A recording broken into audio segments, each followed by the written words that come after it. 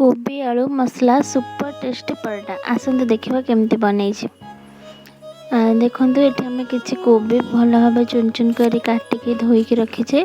तापर भल भाव गाजर काटी नहीं चुन चुन करके किसी कंचा लंका अदा आपन चाहिए आउ कि भेजिटेबल भी पकई पारे। मुझे नहीं एवं सीजा आलू नहीं जाइए भल भाव चोपा छड़े नहीं। आपण यह चाहिए ग्रेड भी करें ना हाथ में भी करदे चकटी पारे जमी आलू चकटा हुए।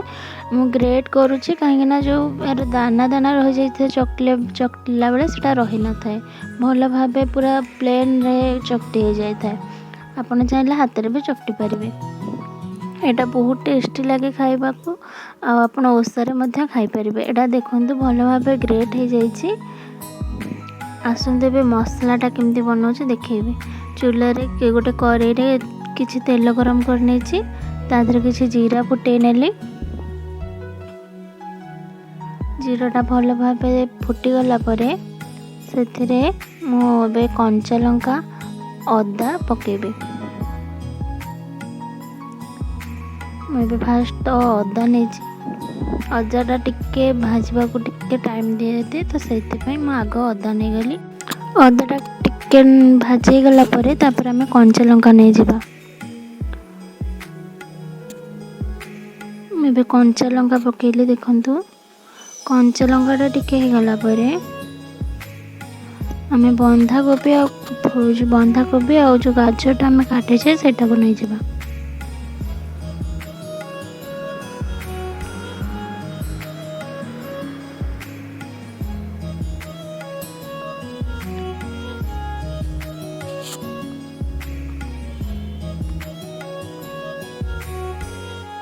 एबे ताको भल भाव नाल नाल करके भाजी नवा।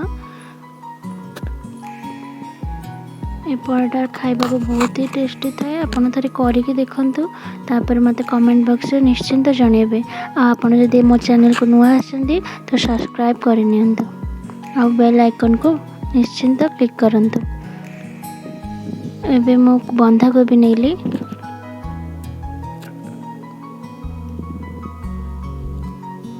बंधाकोबी को आम किसी समय भाजी नवा।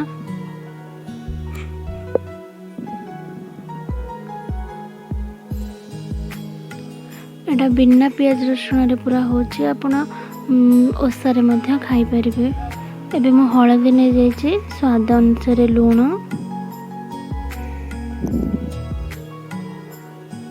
आलू रे भी पड़ो से आलू और कोबी को दीटा को देखिकी ही लुणटा पकेबे। मैं काश्मीर मिर्ची नौची बस कलर पाई एटा राग न थाए बस कलर पाई काश्मीर मिर्ची रुचिर एटा रुचिर करी पाउडर मुनेछि बिल्कुल सादा नो अनियन नो गार्लिक। एबे मु धनिया पाउडर नेछि भारत मसलार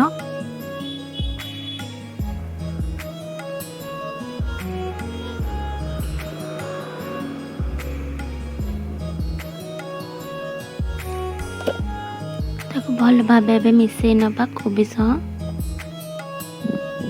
देखु भल भाव मिसई नवा को किछि समय आगो अल्प पानी छिंची घोड़े नवा।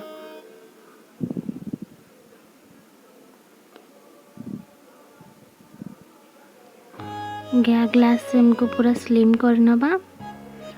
5 मिनट पर ढांकुणी खोली नवा। आपण आधे चाहिए टमाट भी पकई पारे।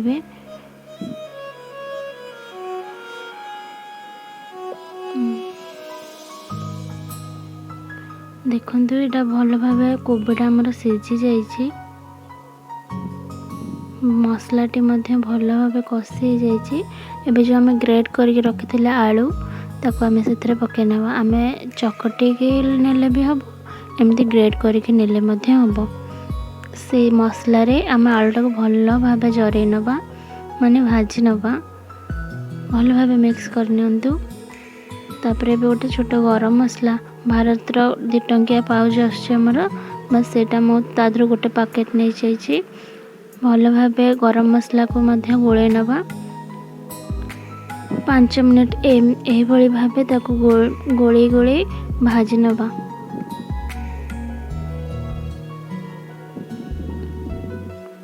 ଏବେ ମୁଁ କସ୍ତୁରୀ ମେଥି କିଛି କ୍ରସ୍ କରିକି ନେଉଛି ଜଷ୍ଟ ବାସ୍ନା ପାଇଁ।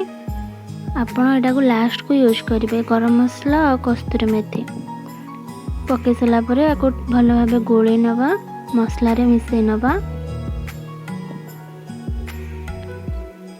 ଭଲସେ ମିଶାଇ ନେବେ ଯେମିତିକି ଗରମ ମସଲା ଆଉ କସ୍ତୁରୀ ମେଥିର ବାସ୍ନାଟା ବହୁତ ଭଲ ଭାବେ ଆସିବ। ଆପଣ ଚାହିଁଲେ ଏଥିରେ ବାଦାମ ବି ନେଇପାରିବେ। ବାଦାମ ମଞ୍ଜିକୁ ଭଲ ଭାବେ ଭାଜି ନେଇକି ମସଲାରେ ମଧ୍ୟ ପକାଇ ପାରିବେ। ବହୁତ ଟେଷ୍ଟି ଲାଗିଥାଏ। ମୁଁ ଅଟା ଚକଟିକି ଗୁଳା କରି ନେଇଯାଇଛି। ଆମେ ଏବେ ରୁଟି ସାଇଜ୍ର ବେଲି ନେବା। ଯେମିତି ହିଁ ରୁଟି ନର୍ମାଲି ବେଲା ହୁଏ ବାସ୍ ସେମିତି ହିଁ ରୁଟି ବନେଇ ନେବା ଗୋଟେ।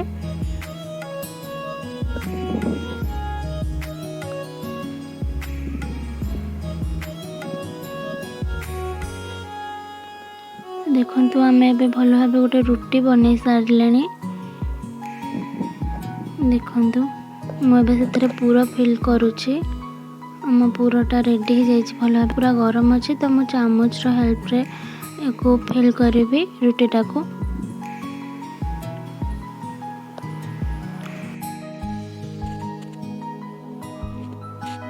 ପୁରଟା ଭଲସେ ଫିଲ୍ କରିନେଲା ପରେ ଟିକେ ପାଣି ହାତ ହେଇଯିବ। ପାଣି ହାତ ହେଇକି ସେ କର୍ଣ୍ଣର ମାନଙ୍କରେ ହିଁ ଜଷ୍ଟ ଟ୍ୟାପ୍ ଟ୍ୟାପ୍ କରିକି ଆର ସାଇଡ଼୍ଟାକୁ ଏପଟକୁ ଫୋଲ୍ଡ କରିନେବା। ଦେଖନ୍ତୁ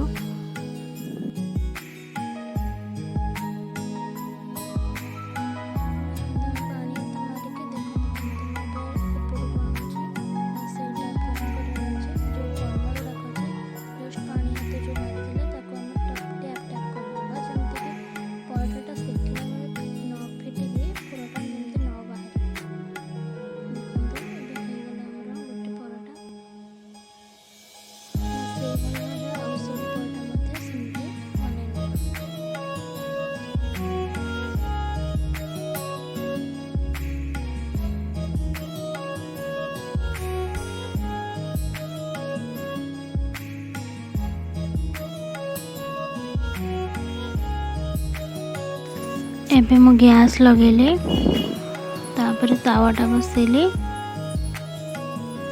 ଯେଉଁ ଆମେ ଏବେ ପରଟାଟା ପ୍ରସ୍ତୁତ କରିଥିଲେ ସେଟା ରଖିଲି। ଆମେ ଏବେ ଦୁଇପଟ ସାଇଡ଼୍ ଭଲ ଭାବେ ପୁରା ଲାଲ ଲାଲ ମେରୁନ୍ କଲର୍ ହେଲା ଭଳିଆ ସେକି ନେବା। ଦେଖନ୍ତୁ ଆପଣ ଜୋରସେ ପ୍ରେସ୍ କରିବେନି ନହେଲେ ମସଲାଟା ବାହାରି ଯିବ। ମୁଁ ଏଠି ଜୋରସେ ଟିକେ ପ୍ରେସ୍ କରିଦେଇଥିଲି ତ ମସଲା ଅଳ୍ପ ବାହାରି ଯାଇଛି। ସେମିତି ଆପଣ କରିବେନି। ମୁଁ ଏଠି ଫ୍ରିଡ଼ମ୍ର ରିଫାଇନ୍ ତେଲ ନେଇଛି। ଆପଣ ଚାହିଁଲେ ଘିଅର ବି ୟୁଜ୍ କରିନେବେ। ମୁଁ ଏଠି ଫ୍ରିଡ଼ମ୍ର ରିଫାଇନ୍ ଅଏଲ୍ ନେଇଛି। ଦେଖନ୍ତୁ ଦୁଇପଟ ସାଇଡ଼୍ ଭଲ ଭାବେ ମୁଁ ଏବେ ସେକି ନେଇଛି ତେଲରେ। ରେଡ଼ି ହେଇଯାଇଛି ମସଲା ପରଟା।